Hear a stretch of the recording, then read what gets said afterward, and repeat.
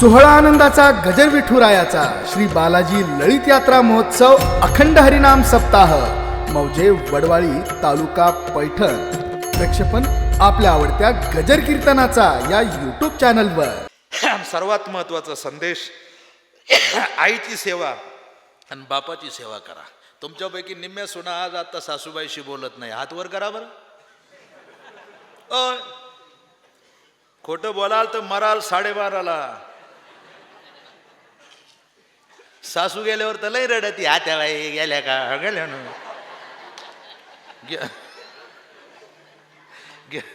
गेल्यावर पगोळी तू तिला गेल्यावर.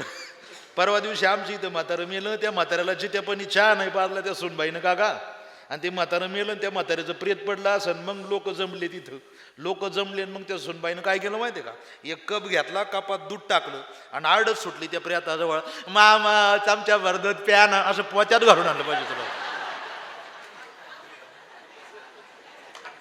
पिता नाही अन्न मेल्यावरी पिंडदान, मेल्यावरी पिंडदान, पिंडदान मेल्यावरी पिंडदान.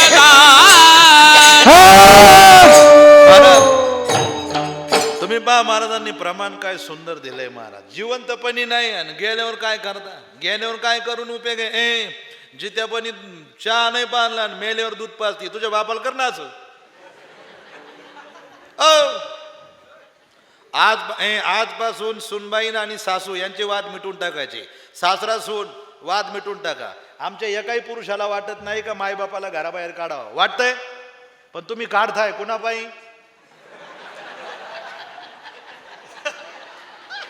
शिक शिक शिक तुझ्या पायी त्यानं मायबापाला घराबाहेर काढलं.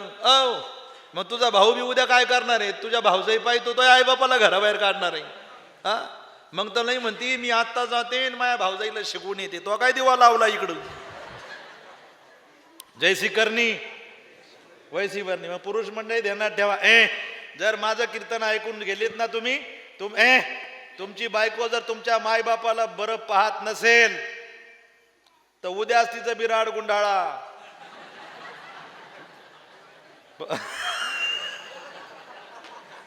नाही ते नसतं गुंडाळीत. ते जरी गुंडाळ तुम्ही जरी एसटी पर्यंत गेल्यास ते परत मागून येत असतं. खरंच चालली आहे.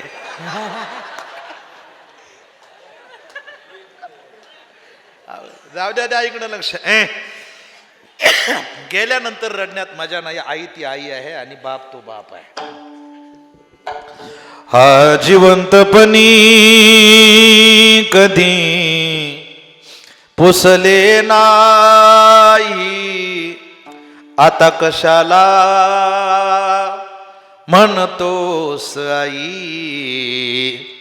आता कशाला म्हणतोस आई. मेल्यावरती रडतो कशाला, उगीच तान नको देऊ घशाला. नको देखावा दाऊ जगाला, मोडला नाही कधी रुपया दुधाला. माझ्या कुशीतला असुनी तू बाळ, माझ्या जीवाचा बनला तू काळा. गेल्यानंतर काय रडण्यात मजा आहे दादा. आई वडिलांविषयी भरपूर बोलत असतो, अर्धा तास बोलतो, पण आज तुमचे चेहरे फ्रेश पाहून आई बापाचे काय विषय घ्यायला वेळ राहिला नाही. पण तरी सांगून जातो महाराज एक वाक्य, आई बापाची किंमत त्यालाच कळते, आई बापाची किंमत त्यालाच कळते. आई वाचून, आई वाचून, आई वाचून याले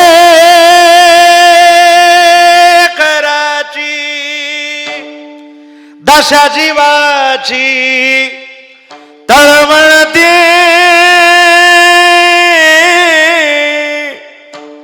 अहो खरंच आईची माय माया,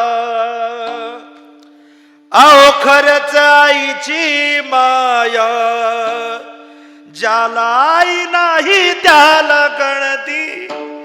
महाराज, ज्याची आई गेली ना त्याला विचारा आई कशाला म्हणतात. कारण जगाच्या बाजारामध्ये आई ती आई आहे आणि बाप तो बाप आहे. महाराज, आईचं कार्य जेवढं महत्वाचं आहे तेवढंच कार्य महत्वाचं बापाचं आहे. काका, सगळ्या गोष्टींची जाणीव फक्त आईला होते. महाराज, 1-2 मिनिटाचा प्रसंग सांगतो आणि सेवेला पूर्णविराम देतो. आत्ता महाराज 4 दिवस झाले मी आळंदीला गेलो होतो. महाराज, आता ह्या 2 वर्षात आम्ही घरीच होतो. त्याच्या अगोदर 1 वर्ष मी घरीच होतो. माझा आवाज गेला होता माईकच्या इन्फेक्शनच्या कारणामुळे, आवाज गेला. 3 वर्ष झाले मी घरीच होतो. आणि मग गाडीचे हप्ते, काही शेतीचे ट्रॅक्टरचे हप्ते, या हप्त्याचा लोड आला. थोडा व्यवहाराचा विस्कळीतपणा झाला. आणि आत्ता मागच्या 10 तारखेला माझ्या ट्रॅक्टरचा हप्ता होता आणि गाडीचा हप्ता होता. पैसे तर जवळ राहिले नाही. थोडी डोक्यात गणगण होती. पैसे मागायचे कोणाला? मागणार काय? मागच्या 2 हप्त्याला तर आपण सोनं ठेवले बँकेत. हप्ते कसे भरणार? खरा प्रसंग सांगतो तुम्हाला. 8 तारखेला रात्री महाराज संध्याकाळी झोप येत नव्हती. रात्री 12 वाजेपर्यंत मी खुर्ची टाकून मंदिराच्या पटांगणाला बसलेलो होतो. माझ्या आईचं वय 78 आहे. 78 वर्षाची आई झोपली नाही महाराज. 78 वर्षाची आई 12:15 वाजता माझ्या खुर्चीजवळ आली. माझ्या डोक्यावरून हात फिरवला आणि मला म्हटली, महाराज लय विचारात आहात. काय लय विचारात आहात? काय अडचण आहे का बाबा तुला? आईला म्हटलं, नाही गाय, आई झोप येत नाही म्हणून थांबलोय गाय बाहेर. नाही बाबा, तुझ्या डोळ्याकर पाहिलं तरी मला कळतं तुला काहीतरी अडचण आहे. नाही गाय, मला कशाची अडचण आहे? आपण आपले व्यवहार झाकून टाकावेत. आईनं सांगितलं, खरं बोल, माझी शपथ आहे तू कुठेतरी अडचणीत आहे. आईला सांगितलं, आई काय नाही, ट्रॅक्टरचा हप्ता आहे, गाडीचा हप्ता आहे, पण होईल ऍडजस्टमेंट. अमुक जण उद्या पैसे आणून देणार आहे. आमच्या चर्चेत रात्रीचा 1:15 वाजला होता मावशी. बर का मुलांनो, बारकाई नाही का? 1:15 झाली होती. रात काळोख अंधार पडलेला आहे. त्या अंधारात आई आणि मी आहे. महाराज, आईनं 1:15 वाजता गळ्यातलं मंगळसूत्र काढलं आणि माझ्या हातात टेकवलं. काय ग आई? आई हा पवित्र दागिना आहे. आईनं सांगितलं, बाबा पवित्र दागिना तर खरा खुर्चीवर बसलेला आहे. हे आईचं वाक्य आहे. आई सांगते, मंगळसूत्रालाही नाही किंमत बाबा. अगं आई, मी आतापर्यंत मंगळसूत्राला धक्का लावला नाही कधी. आईनं सांगितलं, बाबा हे मोडून टाक, मला अपेक्षा नाही याची, पण तुझा व्यवहार पूर्ण करून घे. आई, तू गळ्यात काय घालणार आहेस?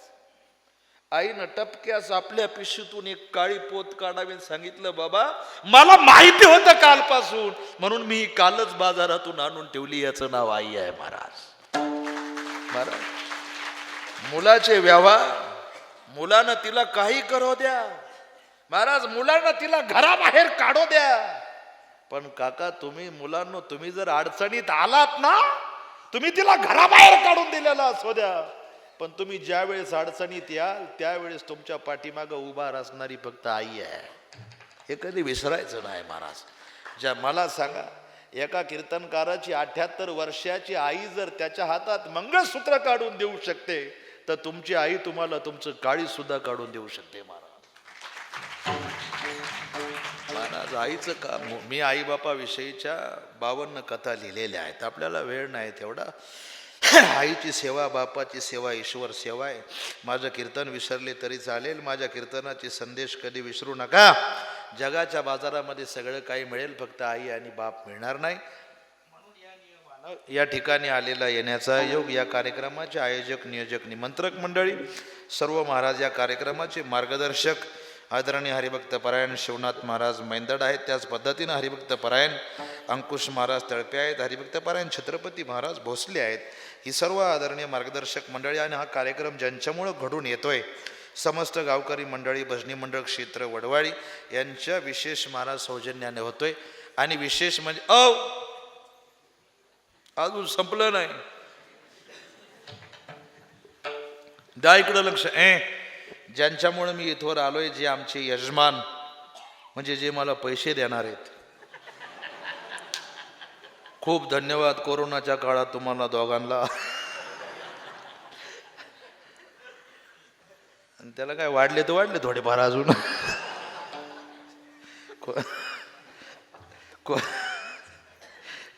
विनोदाचा भाग सोडा. जी आजची यजमान आहे श्री बालाजी नलबे सर, सदस्य पंचायत समिती चांगत पुरीगण महाराज, या सरांनी आजची सेवा. त्याच पद्धतीनं श्री आमचे संभाजीदादा शेषराव भोंडे, श्री क्षेत्र वडवाळी, आमचे नलबे सर आणि भोंडे दादा यांचं आजची ही कीर्तनरूपी सेवा आहे. या दोघांना या ठिकाणी कोटी कोटी धन्यवाद. असंच ज्ञानदानाचं कार्य तुमच्या दोघांच्या हातून हो. आता महाराज आज तुम्ही पैसे देणार आहात म्हणजे हे ज्ञानदानाच्या कार्याचं पुण्य तुमच्या दोघांच्या पत्रात आहे, म्हणून तुम्हाला या ठिकाणी कोटी कोटी धन्यवाद. विशेष करून महाराज सप्ताहामध्ये कीर्तनकार महत्त्वाचा नाही, टाळकरी महत्त्वाचा नाही, गायक महत्त्वाचा नाही, वादक महत्त्वाचा नाही, शिष्टीमाला महत्त्वाचा नाही. हा सप्ताह ज्याच्या जीवावर चालतोय तो देणगीदार खूप महत्त्वाचा आहे. देणगीदारानं देणगी दिली नाही तर सप्ताह चालणार नाही काका. म्हणून देणगीदारांना डबल धन्यवाद, देणगीदारांना कोटी कोटी धन्यवाद. विशेष करून आजच्या कीर्तनाकरता परिसरातून आलेली सर्व आदरणीय, माझ्यावर ज्येष्ठ श्रेष्ठ आदरणीय महाराज मंडळी, आमचे कराळे महाराज आहेत, नवल महाराज आहेत, सर्व परिसरातून आलेली महाराज मंडळी, बरीचशी महाराज मंडळी आहेत. खूप यांचं प्रेम आहे. माझा एकही कुठल्याही प्रकारचा महाराज संस्थेत विषय नसताना खूप संप्रदायातली मंडळी माझ्यावर प्रेम करतात. यांचे आशीर्वाद माझ्या पाठीशी आहेत. तुम्ही इथपर्यंत माझ्या कीर्तनाला आलात, 2-2.25 तास तुम्ही माझ्या कीर्तनाला, कारण कीर्तन करणं सोपं आहे, पण एका कीर्तनकारानं दुसऱ्याचं कीर्तन ऐकणं याच्यात खूप मोठेपणा आहे महाराज. याला खूप मोठ्या उदार अंतकरणाची माणसं लागतात काका, आणि याच्याही डबल अंतकरणाची माणसं महाराज पाहायला आपल्याला भेटतात. म्हणून महाराज ही खूप मोठ्या अंतकरणाची मंडळी आहेत. म्हणून या सर्व महाराज मंडळींच्या चरणावर साष्टांग प्रणिपात. विशेष करून जुने आमचे टाळकरी मंडळी आहेत, सर्व आमचे वयोवृद्ध टाळकरी मंडळी आहेत. कारण महाराज संप्रदायाची उंची फक्त या मंडळींनी वाढवली. कीर्तनकाराला जर म्हणले तुम्ही 2 तास भजन करायचं, करणार नाही, पण या मंडळीला जर म्हणले ना भजन करायचं, महाराज ही 100% भजन केल्याशिवाय राहणार नाही. खूप मोठी उंची वाढवली या मंडळींनी. म्हणून सर्व टाळकरी, ज्येष्ठ श्रेष्ठ गायनाचार्य, मृदुंगाचार्य, हार्मोनियम वादक, विनेकरी बाबा, सर्वांच्या चरणावर साष्टांग प्रणिपात. शिष्टीमाले दादा यांनाही कोटी कोटी या ठिकाणी धन्यवाद. विशेष करून महाराज या ठिकाणी आज आमचे परममित्र आदरणीय आमचे, ज्यांनी महाराज लाखो लोकांपर्यंत कीर्तन पोहोचवलं, आमचे मराठी तडक्यावाले, त्यांना मी आतापर्यंत कीर्तन दिलंच नव्हतं. अजून माझं कीर्तन यूट्यूबला वगैरे एका चॅनलवर उपलब्ध आहेत. पण फोन झाला आमचा त्या दिवशी, कारण ह्या कार्यक्रमाची पत्रिका मीच पाठवली वाटतं तुम्हाला. म्हणून महाराज ते आज या ठिकाणी आलेत. पहिलंच कीर्तन आहे, त्यांना म्हटलं या बसाला, चांगला कार्यक्रम आहे या. म्हणून महाराज ते या ठिकाणी आले. दुसरे चॅनलवाले आलेत. तुमच्यात कन्फर्म करून घ्या, नाही तर तुम्ही दोघांनी शूटिंग केलेलं मला द्या, मी माझ्या चॅनलवर टाकतो. मराठी हॉस्पिटल. हां, मराठा हॉटस्पॉट काय होतं ते, त्याच्यात कॉपीराईट आला तर त्याचा उपयोग होत नाही, बरोबर ना. म्हणून व्यवस्थितरित्या महाराज चांगलं काम आहे, हे समाजापर्यंत पोहोचवण्याचं काम करतायत. तुम्हाला या ठिकाणी कोटी कोटी धन्यवाद. आता महाराज मंडळी बरीच हुशार झाली. आता महाराज आमची चॅनल निघाली बरीचशी आता, पण तुम्हाला या ठिकाणी एवढ्या आवर्जून महाराज त्या तडक्यावाल्यांचं काम, ते डायरेक्ट जिथं असेल तिथं हजर राहतात. तुम्ही फक्त फोन करायचा, महाराष्ट्रात कुठेही त्यांचा माणूस हजर असतो. म्हणून त्यांनाही या ठिकाणी कोटी कोटी धन्यवाद. आणि तुम्हाला एक विनंती आहे, तुम्ही कीर्तनाच्या शूटिंग करता आवर्जून महाराज लोकांची कीर्तनं टाका, पण त्याच्या खाली हेडलाईन असा ज्या महाराजाचं कीर्तन आहे त्याचा कॉन्टॅक्ट नंबर चालू राहायला पाहिजे. लोक ऐकतात पण लोकांना नंबर सापडत नाही. म्हणजे लोकांना नंबर सापडला म्हणजे त्याच्याकडून काही चुकलं तर लोक फोन करूनच सांगतात, आणि तारीख घ्यायची असली तर तो आमच्यासारख्याचा फायदा होऊन जातो त्याच्यात. मग तुम्ही आमची शूटिंग न्यायची, नंबर नाही टाकायचा, आमचं काय फायदा आहे त्याच्यात नाही का. हे माझं बोलणं खरं आहे, सरळ मारा, नंबर वगैरे टाकत जा म्हणजे बरं असतं जरा. म्हणून या ठिकाणी आलेली मंडळी, महिला मंडळ, पुरुष मंडळी, सर्वांच्या चरणावर साष्टांग प्रणिपात. बोलता बोलता एखादा शब्द गेला असेल, माझ्या वाणीचा जो समजून मला परत द्या. जे चांगलं असेल ते गुरुवार्यांचं आहे आणि माझ्या आईवडिलांचे आशीर्वाद आहेत. फक्त जाता जाता एक सूचना, जे तुम्हाला मायबापाविषयीचे संदेश सांगितले त्या संदेशाचं माझ्या आश्रमाचं दिव्य संदेश म्हणून कॅलेंडर आहे, त्याच्यावर अनमोल लाखाची विचारी, खाली माझा मोबाईल नंबर आहे. आईवडिलांविषयीचं एक पुस्तक आहे, त्या पुस्तकाचं नाव आहे काय पाप केलं त्या आईबापानं. त्याच्यात आईवडिलांविषयीची गीता आणि प्रकाशित केलेल्या आहेत.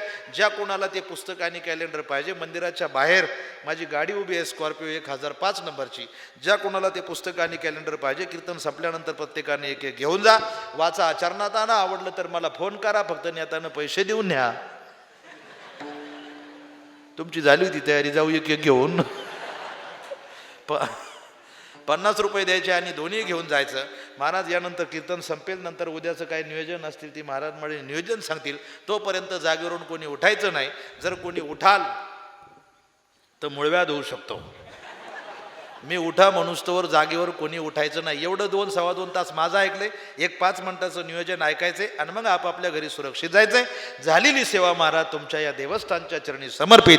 आणि सेवेला पूर्णविराम. ज्ञानेश्वर माऊली, ज्ञानराज माऊली तुकाराम, ज्ञानेश्वर माऊली माऊली तुकाराम, ज्ञानेश्वर माऊली, ज्ञानराज माऊली तुकाराम, ज्ञानेश्वर. सोहळा आनंदाचा गजर विठुरायाचा श्री बालाजी ललित यात्रा महोत्सव अखंड हरिनाम सप्ताह मौजे वडवाळी तालुका पैठण. प्रक्षेपण आपल्या आवडत्या गजर कीर्तनाचा या YouTube चॅनलवर.